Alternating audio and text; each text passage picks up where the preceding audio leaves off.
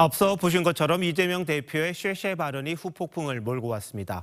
외국인 투표권을 제한하자는 게 맞는 건지, 지금 그런 주장이 나오는 이유는 뭔지 따져보겠습니다. 자, 김자민 기자, 우선 외국인 투표 제도부터 한번 알아보죠. 어떤 선거에서 외국인이 투표할 수 있습니까? 네, 대통령 선거, 국회의원 선거는 안 되고요. 지방선거에 한해 투표가 가능합니다. 공직선거법에 따르면 영주권을 취득한 지 3년이 지난 18세 이상 외국인에 한해 지방선거 투표권이 주어집니다.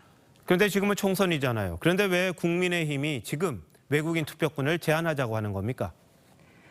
네, 사실 이번이 처음이 아닙니다. 한동훈 위원장이 법무부 장관 시절에도 같은 주장을 했습니다. 이번에 투표권 제한을 주장한 이유는 외국인 비율과도 관련이 있는데요.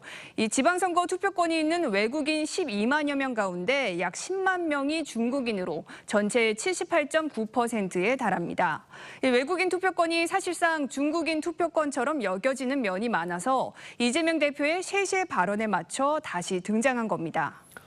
외국인 투표권을 제한한다면 무슨 근거가 있습니까?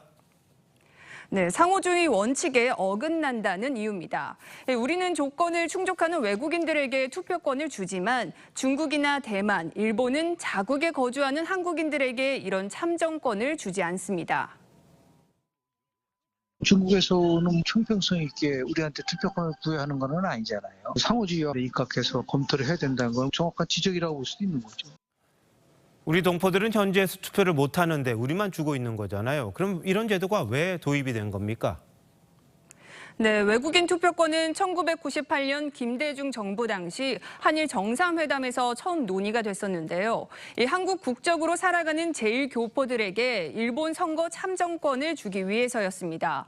2005년 우리나라가 먼저 외국인에게 참정권을 부여했고 일본 정부에서도 개정이 이뤄질 것이라 기대했는데 정작 일본은 선거법을 고치지 않았습니다. 외교 관계는 상호주의가 대원칙이잖아요. 일본의 선의를 기대했다가 결과가 그렇지가 못했네요.